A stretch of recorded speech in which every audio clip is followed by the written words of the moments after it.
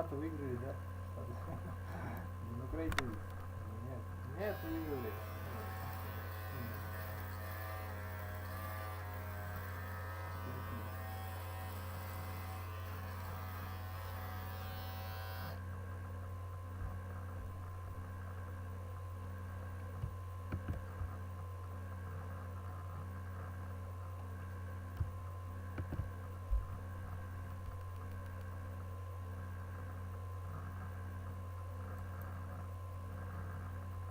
Thanks for checking out GuitarTricks.com recently. For a short time, when you sign up, you'll get an awesome discount on an annual subscription when you use code Democratic presidential nominee Joe Biden is on the cusp of possibly being declared the next president of the United States. Part of the Trump era has been marked by the president's relationship with right-wing MAGA media, especially his favorite cable channel, Fox. And we bring in our media reporter, Brian Stelper, right now with some breaking news about the decisions being made at Fox about the fact that there is no credible evidence of widespread fraud and that it looks as though Joe Biden is about to become the president-elect. Brian, what are you learning? That's right. 2 memos obtained by CNN from 3 different sources all around Fox News say that when Joe Biden reaches that point where he crosses the threshold of 270, Fox will not identify him as the president-elect. Now, Jake, other newsrooms are working through this right now, all preparing for this possibility, and president-elect is the common language that would be used in any situation like this. However, these memos at Fox News say they will stay away from that description. These memos direct Fox stars, anchors, pundits, talk show hosts to avoid language like president-elect because of the president's legal challenges. Of course, these are long-shot legal challenges. You've been talking about this on the air. But Fox is taking these challenges very seriously, showing shocking deference to the president. After 25,000 false and misleading claims from this president, Fox still assumes he's telling the truth. They're promoting voter fraud innuendo, they're denigrating cities like Philadelphia, and they're treating these long-shot lawsuits, these toothless suits, like they are serious pursuits. It is troubling because Fox's coverage influences tens of millions of people who ultimately are misled, including, Jake, the most important viewer of all, the President of the United States. And Brian, just to clarify, though, they do anticipate that they will call one of these states that we're watching, Pennsylvania, Arizona, Georgia, Nevada, and they will project 270 electoral votes, at least for Joe Biden. They just won't call him president-elect because of these rather frivolous lawsuits? Because of these frivolous lawsuits, that's right. This is the guidance that's been given out to the leaders of the channel, the top anchors, the top people at the channel. It is striking guidance, and it gets to this broader issue about how Fox is informing or misinforming the public. The Fox Decision Desk is widely well regarded in this industry, having the same standards that CNN and all the broadcast networks have. But these opinion hosts and these news anchors at Fox are showing shocking deference to these toothless lawsuit threats. And by the way, Jake, you mentioned earlier, the Murdochs are ultimately responsible. Rupert and Lachlan Murdoch are responsible for what's on this network in the coming hours. And one member of the Murdoch family weighed in a few minutes ago, agreeing with what you said here on CNN. Catherine Murdoch, a wife of James, one of Rupert's sons, said she agrees with you that the Murdochs have to show responsibility in this key moment. All right, Brian Stelter with that breaking news. It's so odd because there is no credible evidence of widespread fraud. None. So if you are a Fox reporter or anchor, somebody not on the opinion side, and you're going to abide by this crazy instruction, you might as well hand in your press credential at the same time because you can't be taken seriously as a journalist. Yeah, I mean, look, Fox is acting as an arm of the Trump campaign, and the Trump campaign is treating Fox like an arm of their own campaign. They've been on the phone all week haranguing senior people over at Fox about that Arizona call that, as Jim Acosta has said, they are furious about. The Trump campaign wants Fox to get in line, and it sounds like, based on Brian's reporting, that they are getting it. I think you're exactly right, Abby. I wonder if this would have gone out, this memo, had the president and all of his family members and aides not completely freaked out on Fox for calling Arizona. Because from everything I'm hearing, and we're seeing it on the air, there is despite what some commentators have said, on the air. The reporters have galvanized behind that call, saying that they feel confident in it, and sounds like they're bowing to pressure from the president. There's no other way to put it. The reporter. Widespread fraud. Not. Catherine Murdoch, a wife of James, one of Rupert's sons, said she agrees with you that the Murdochs have to show responsibility in this key moment. All right, Brian Stelter with that breaking news. It's so odd because there is no credible evidence of widespread fraud. None.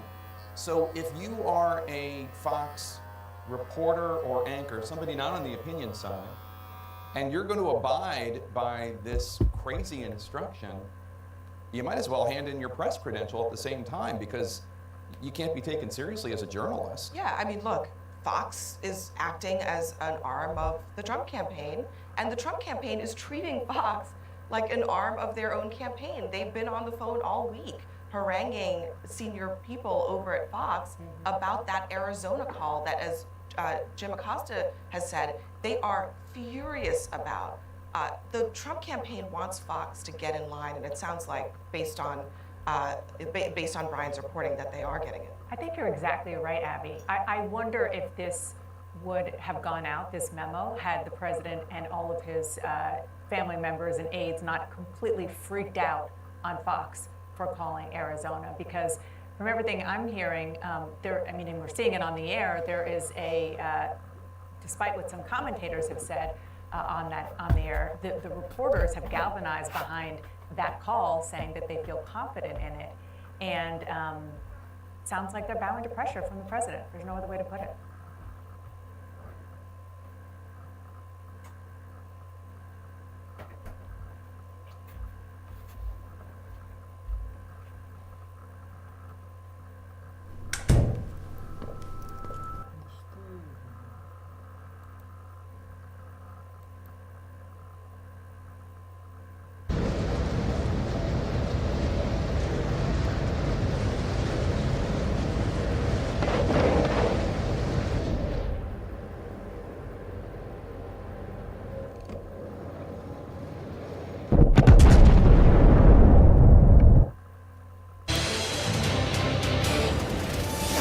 Joe Biden takes the lead in Pennsylvania, a major, major development right now. Take a look at this. Biden, 49.4%. Trump, 49.3%. Biden takes the lead. He is ahead by 5,587 votes. With the votes that have just come in, 20 electoral votes in Pennsylvania. Biden takes the lead. Let's go over to John King and see what's going on. John, this is a dramatic development. 20 electoral votes in Pennsylvania. Dramatic and potentially decisive. The president cannot win re-election without Pennsylvania and without Georgia. Overnight, Georgia flipped blue. Seconds ago, Pennsylvania flipped to the blue. You cannot understate this moment. It's not over. Still counting votes. But Joe Biden now in the lead in Pennsylvania, in the lead in Georgia, in the lead in Nevada, in the lead in Arizona. More than enough to win the presidency right now. So let's see what just happened in Pennsylvania. It is blue right now. Remember, it was red in 2016. Donald Trump won the presidency in part because of this state. He was ahead, Donald Trump was, just moments ago by a little more than 18,000 votes. Joe Biden now, 5,587 votes ahead. Votes came in from right here in Philadelphia just moments ago. Joe Biden now at 313,000 votes. You see 95% of the vote in. Important to note, Wolf, there are still more votes to get. That's Montgomery County. I'm sorry, I touched the wrong line. 95% of the votes in Philadelphia, 80% from Philadelphia right here. As you watch the president, important to note, there are still more votes to come from Philadelphia, but they just updated their vote count. And as they did, again, the president of the United States moments ago had an 18,000 vote lead in Pennsylvania. Joe Biden now, 5,587 vote lead, and that math has been. All right, let's go through the number. We just got the numbers, the exact numbers from Philadelphia that just came in. We'll share them with our viewers right now. Biden, let's start off with Biden. He got 27,396 votes. Trump got 3,760 votes. Biden got 87% of the votes. There were 31,412 votes that were just tallied, that just came in. You can see what's going on. 87% of that vote came in for Biden. As a result, He has now taken the lead in Pennsylvania by 5,587 votes. And this is a very important number. That is overwhelming math.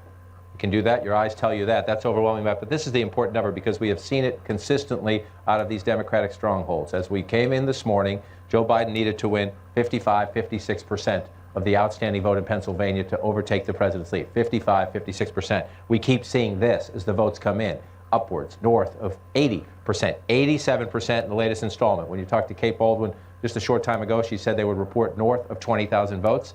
They did. They came in north of 30,000 votes here, and that was the question. How many votes, and what would the percentage be? There was an 18,000 vote lead for the President of the United States. You could just do this math at home. That 27,000 overtook. That not nearly enough to offset it. 87% out of this count in Philadelphia. I just want to move this up again because this is now the potentially decisive moment in the race. Joe Biden pulls ahead. Again, that's close. The president, we're going to count the rest of the votes. The president is making allegations of all sorts of bad things. Please jump in. There's another potentially 20,000 votes outstanding in Philadelphia alone. We're waiting for those numbers. Right, 20,000 more votes here in Philadelphia. A small number of votes, too, in the suburban collar counties around Philadelphia, which are voting overwhelmingly for Joe Biden. Overwhelmingly for Joe Biden anyway, even more so in these mail-in ballots. Plus, you have votes to come from Allentown in the Lehigh Valley. You have more votes to come from Allegheny County, which is Pittsburgh. And again, if you've been with us over the last 24 hours, when these mail-in ballots come in, they are coming in overwhelmingly 70% or higher. And as we know, let me pull this back down. I mean, this has been a trend continuing, especially Philadelphia, obviously the Democratic city in southeastern Pennsylvania, but 87% of the ballots. Joe Biden needed 55, 56 to overtake the president. He's getting 86, 87%. If that continues, not only do you have a lead, but you build a lead. And again, to come back out, just look at this map right now. If you look here and here and here, this is what we're still waiting on today. Joe Biden leads, leads, and leads. I circle those states because if you go back to 2016, Trump state, Trump state, Trump state, and more significantly, remember this. This was the whole reason Donald Trump is president. Wisconsin, Michigan, Pennsylvania, that's 2016. Here is where we stand on this decisive day of the 2020 election. Wisconsin, Michigan, Pennsylvania, back in the Democratic fold for now. Still some votes to count.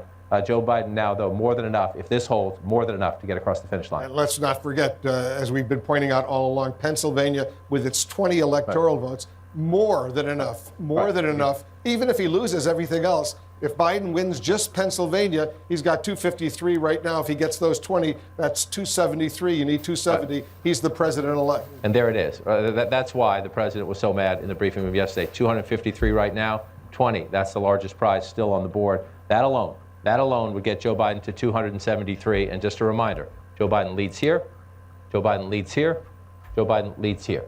So Joe Biden has the potential to get to 306 electoral college votes. That's exactly the total President Trump won 4 years ago. And again, to be careful, we're going to continue to count the votes and respect the process. But what you see right now, the trajectory in Pennsylvania, Joe Biden narrowed it. Now he has overtaken the president, and we expect that lead to grow in the hours ahead.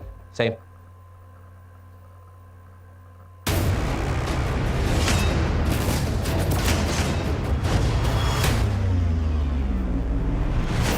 Enemies rise. Here, Steve Kornacki has the results from Pennsylvania. Steve, refreshing, recording right now. What do you have? Okay, Willie, and these are coming directly from the city of Philadelphia's website. They are not quite in our system yet, so I'm going to tell you what we have here. The new total, let me call up Philadelphia, and this is the latest report. You see, these are the numbers that are in our system. The new numbers, the new current tally is Joe Biden, 553,953 votes, okay? Yep. Donald Trump, 125,513 votes. Okay. So that is a difference of 28,440, okay? Hang on, so I'm doing, that's the first step. Let me calm down here because we got one important step. What we need to do here is subtract. Oh, it's been updated. It's in our system. So, all right, he gained about 21,000 votes, and what that did is it has put Joe Biden into the lead. Joe Biden now leads in Pennsylvania statewide by 5,587 votes. So you see, in that last update that we just got in a few minutes ago there, Joe Biden picked up about 24,000 votes. I get the exact number here in a second. But again, how did he get that? These are absentee ballots, mail ballots. They have been counting these for a couple days now in Philadelphia. This was an update. There's about 28,000 votes that they just reported out. Biden is winning the overwhelming share of them, as he has been in Philadelphia, as he has been around Pennsylvania. And so this has now been enough to vault him past Donald Trump and into the lead statewide. I should point out, even with this update, Biden now has a narrow lead in Pennsylvania. There are still, that is probably about half of the remaining vote in Philadelphia that we just got, meaning there is more. There is another batch the same size of what you just saw in Philadelphia yet to come. There is vote. There are 35,000 votes yet to come from Allegheny County, from Pittsburgh. There are 10,000 more votes yet to come from the Allentown area, Lehigh County. There are 10,000 more to come from Bucks County. All of these are expected to go for Joe Biden by a very heavy margin, because all of the updates from all of the places I've just mentioned so far and every other county in Pennsylvania have gone heavily for Joe Biden so far. We started saying this yesterday. We started telling you the trend we were seeing in Pennsylvania was that every update from absentee ballots was putting Joe Biden ahead. He was winning 75% of them. The question we wanted to see was, could he get in front? Could he continue that trend, get in front of Donald Trump statewide in that tally, or would the trend change at all? The trend has not changed at all. The trend has remained constant. With every update, Joe Biden has been getting more and more of an advantage in that statewide tally. And now he leads it. Now there are still an estimated 130,000 or so votes yet to be reported statewide. Again, Joe Biden is leading in that tally.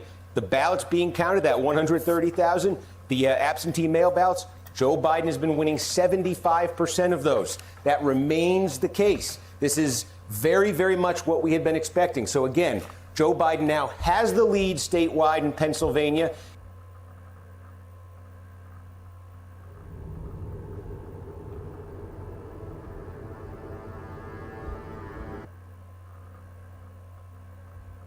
What's up, everyone? Brad DeBerta here, and this could be yours. That's right, to support a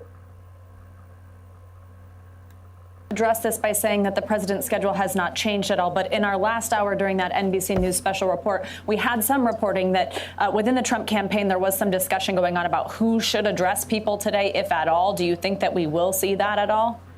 Well, one of the questions would be, can they have some credible voices who can appear not speaking directly for the president in a way that would make it parallel to a Joe Biden speaking out, but just to have some people who can communicate their message, their thinking, their strategy on cable, at public events like small news conferences, things like that, trying to find some of those people. Now, you have certainly spokespeople who have been a part of the campaign, but are they looking for someone with more of a gravitas of the party that others would look to and say, yes, that's a credible argument, so let's keep our minds open to what may happen. Let's give this process more time. You hear from Republicans that in 2000, 20 years ago, a recount that I was a part of our team covering, that went on for more than a month. Now, we're just a few days into it here. The facts were different, the circumstances were different, but just using that time horizon as a way to say, this has only been a few days, and encouraging people to have some patience on the president's behalf. So will they find that spokesperson and have that message out? We'll be tracking that today to see if it develops. Allie, I want to ask you, we know the Trump campaign put out a statement earlier this morning basically saying the election is not over. They talked about a recount in Georgia. They're alleging irregularities in Pennsylvania and Nevada, and they think they still could win Arizona outright. The Biden campaign did put out some response to what the president is saying in his campaign. How has Biden been responding to that? Look, this is a continuation of the Trump campaign's attempts to make legal forays into these states where they see. Hello and welcome to your very first piano lesson. So today, I'm going to teach you how to play the piano. And I'm going to assume that you've never touched a piano before, that this is your first experience at this instrument. We are not going to... Welcome to the eye demo for forearm rotation. I'm going to start with a 5-finger position. I don't think I described this in the book exactly in this way, but the movement is exactly the same. Notice that even though I'm calling it a 5-finger position, I'm not going to deal with the thumb in the beginning. I'm only going to show you how the fingers themselves work. The thumb is a little bit different. And the thumb, I don't know if many people, I think as children, may have heard that every little finger lives in its own little house.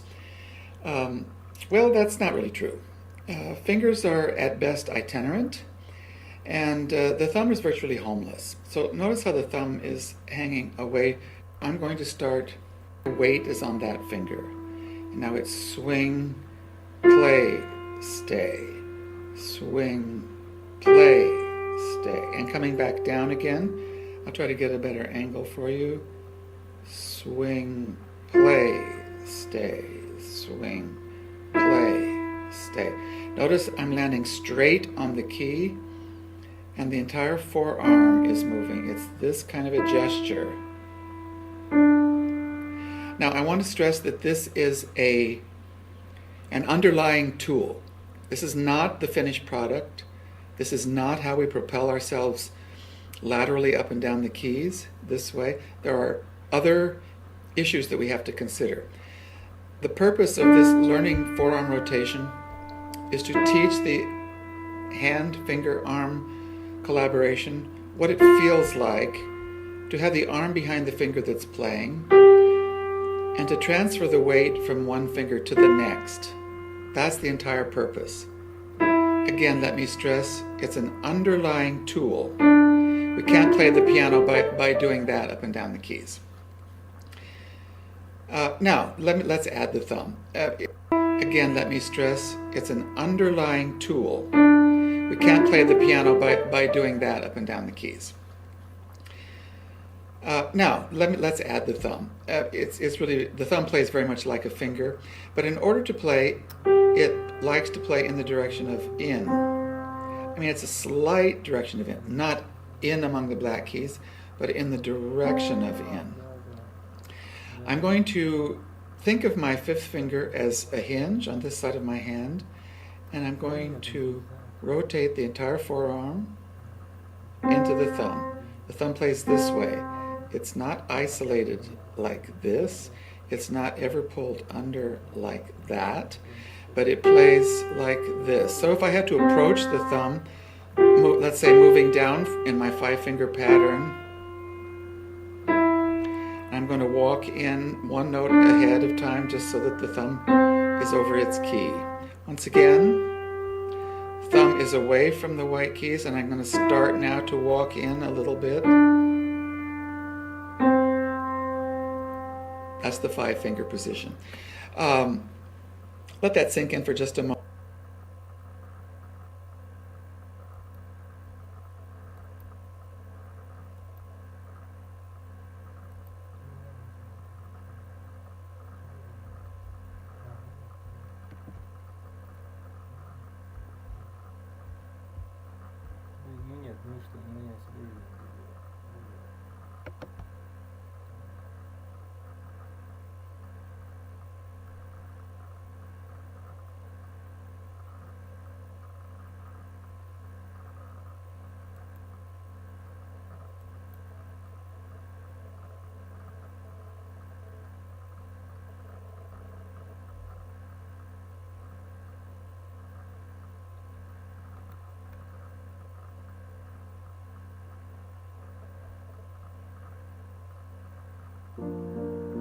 Every strong community that's ever existed started with sharing.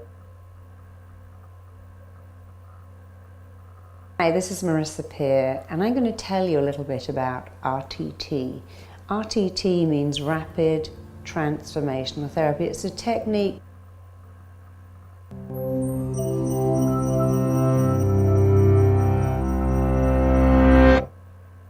Fireworks going off, them in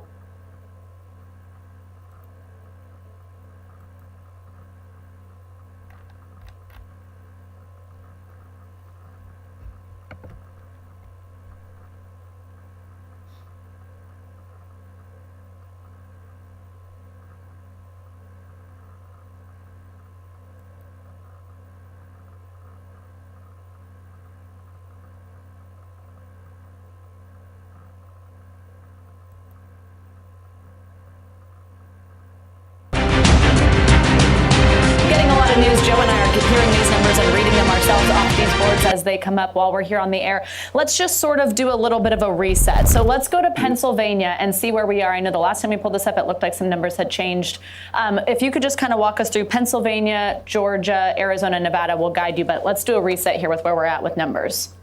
Yeah, and so, pretty much over the course of the last 24 hours, Joe Biden in Pennsylvania has continued to pick up votes. And in fact, early this morning, he overtook President Trump. Joe Biden now has the lead. And now that continues to grow to about 9,000. And that's still with sizable numbers of ballots, these mail-in ballots that are not only in Philadelphia, not only in the Philadelphia suburbs, but also in Allegheny County, which is Pittsburgh, as well as other parts of the state, even counties that President Trump ended up winning, but where the mail-in ballots are coming at a disproportionate rate for Joe Biden and the Democrats. And so with Joe Biden now up about 9,000 votes at this rate, and again, we have to count the votes to see if they...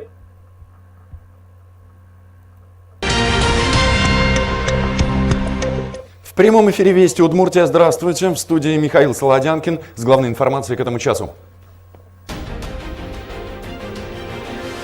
Пик заболеваемости Удмуртию ждет в ноябре. Глава региона провел открытую пресс-конференцию. Говорил о коронавирусе и не только. Врачам ижевских ковид-центров снова доставили подарки. Что привезли на этот раз и в чем еще особенно нуждаются больницы? Еще один пропавший без вести солдат возвращается домой. Вести Удмуртии помогли найти родных бойца, погибшего в 41-м.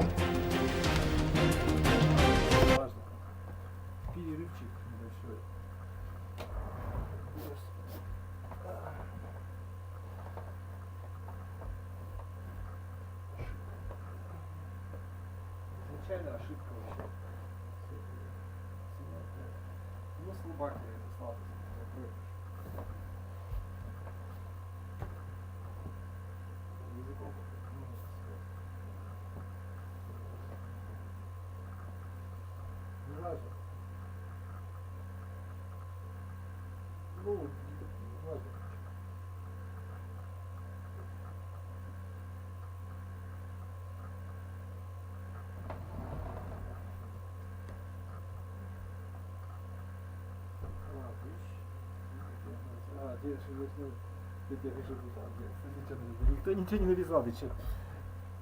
Нет, это свою жизнь просто живу, что-то. Нет смысла, не живу, ничего. Кто что написал? Кто написал? Кто написал? Ну, ничего такого. Ну, что, я Бог, что ли, какой-то сюда? Понятно, что...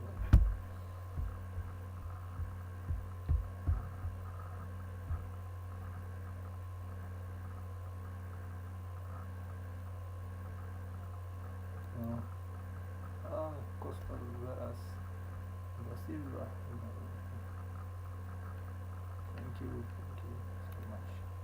Appreciate it.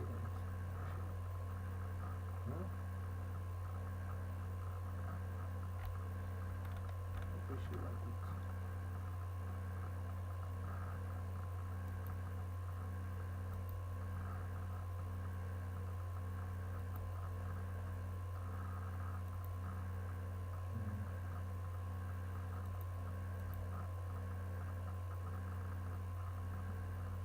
Karayan eriştirmiyor.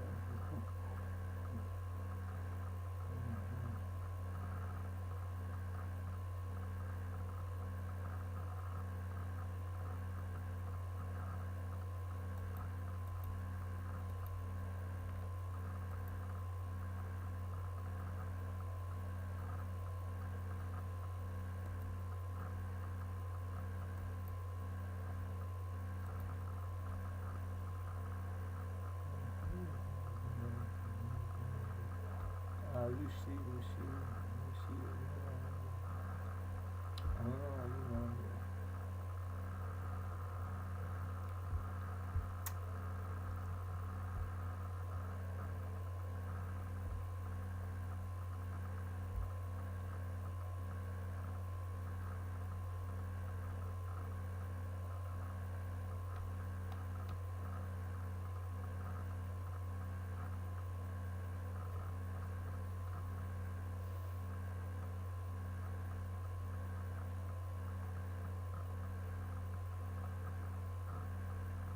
А это-то здесь при чем вообще?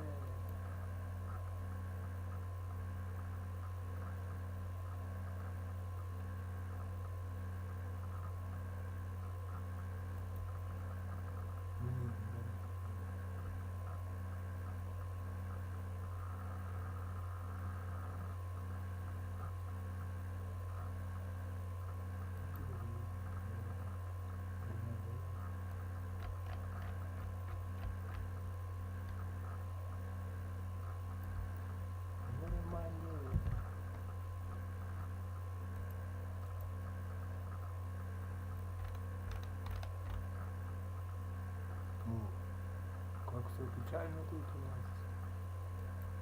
Печальная серьезность.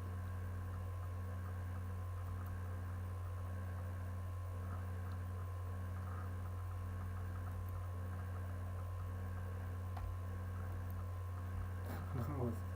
Пришла не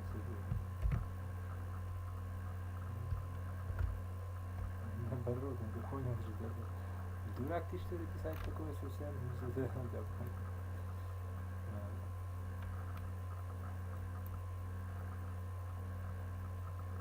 Наоборот. Winning, losing, winning, losing.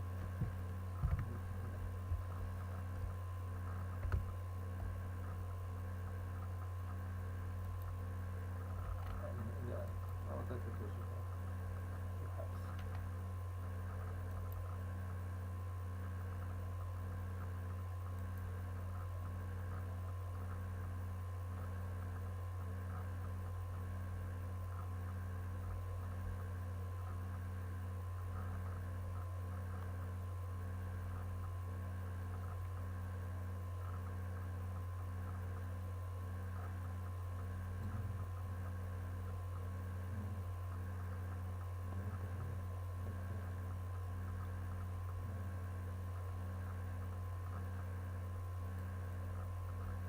Просто так не говорит.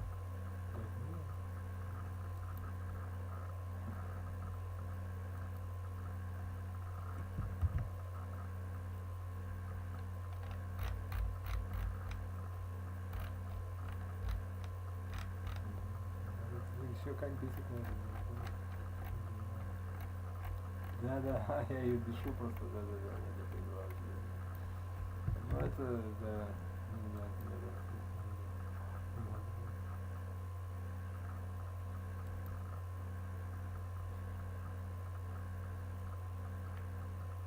вот так.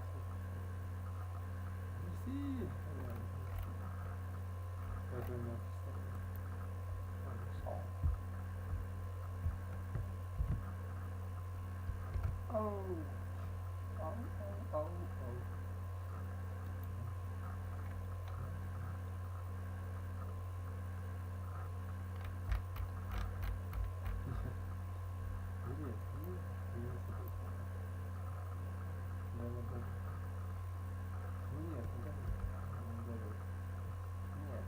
Ну, основание.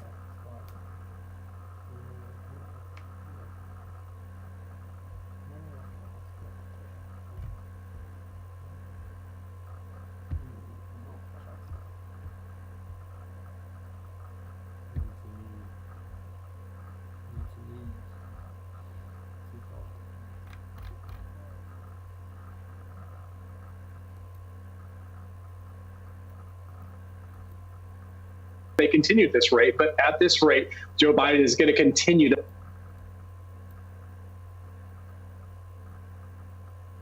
Hurry up. Ну, winning streaks, ну-ка. Это разговор преждевременно. Да, потом что закончили, да. There's a reason we call it the checkmate state. If Joe Biden takes this one and all of our other calculations are correct, the race is over and he would have more than enough electors to win. You can see how close it is, and that is why the vote counting is proceeding very, very carefully. With the mail-in ballots that have yet to be opened, so far they've been trending toward the Democrat. But again, until those come in and until we have enough confidence, we're keeping this one too close to call.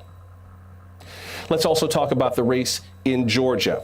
Today, Georgia's Secretary of State came out and said that we are almost certain.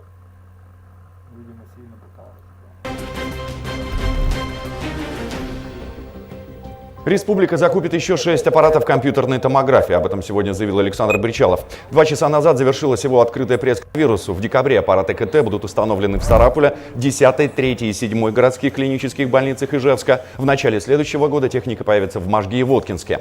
В Удмуртии сейчас есть небольшой запас коек в стационарах для тяжелых пациентов с ковид. Уже начали выдавать препараты тем, кто проходит амбулаторное лечение. За 2 дня выдано 50 комплектов лекарств. Глава также поблагодарил врачей и студентов за работу, а жителям напомнил о необходимости соблюдения масочного режима. По мнению главы, пика заболеваемости ковид и пневмонии республика, скорее всего, достигнет в ноябре. У тебя есть выбор. Либо сейчас обратно в УАЗик и в тюрьму, либо я даю тебе вот этот бутиковый отель, и ты через год его выводишь в плюс. Это Лариса Никитична. Что вы делаете? Беру отчет. Зачем? Посмотри по скану, женатик или нет. Я и так знаю, женат. В отеле снайпер. Я такие вещи копчиком чувствую. Ты уволен. Забирай. А еще глава заявил, что все социальные обязательства в Удмуртии будут выполнены. Это касается и строительства школ, детсадов и больниц. А еще республику ждет аудит всей системы здравоохранения. О чем еще шла речь, расскажет Ирина Кропчева. Открытое интервью. Сегодня глава Удмуртии подводит промежуточные итоги работы за 1311 дней. Ровно столько Александр Бричалов руководит регионом. Что было сделано за это время и каких ошибок не удалось избежать. Разговор о самом важном – открытый. В зале представители республиканских СМИ плюс прямая трансляция в соцсетях. Провести пресс-конференцию решено не в кабинете, а в цехе автозавода. Именно от работы промышленных предприятий зависит пополнение.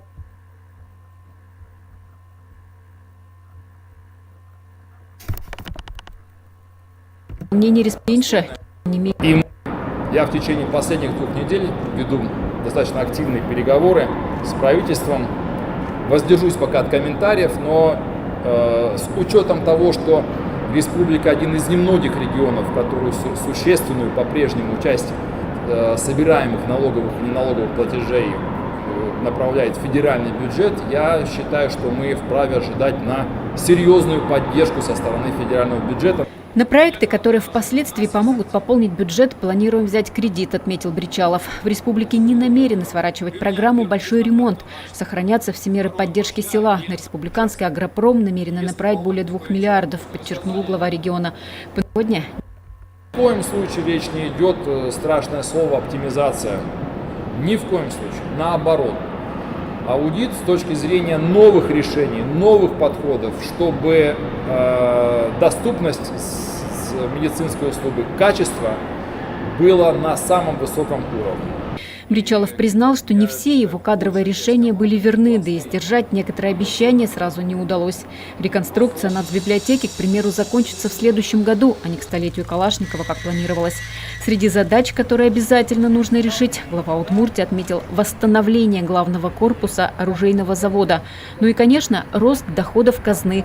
По оптимистичным прогнозам, к 2030 году они должны составить порядка 100 миллиардов. Ирина Кропчева, Юрий Афанасьев. Вести. Удмуртия. Бургер с сочной котлетой, хрустящая картошка и освежающий лимонад. В Удмуртии пришло тепло из Москвы. Сегодня в ковид-центр его передали волонтеры-медики. Первой точкой стал стационар на Труда. За жизнь и здоровье пациентов здесь борются 450. Вам немножко тепло.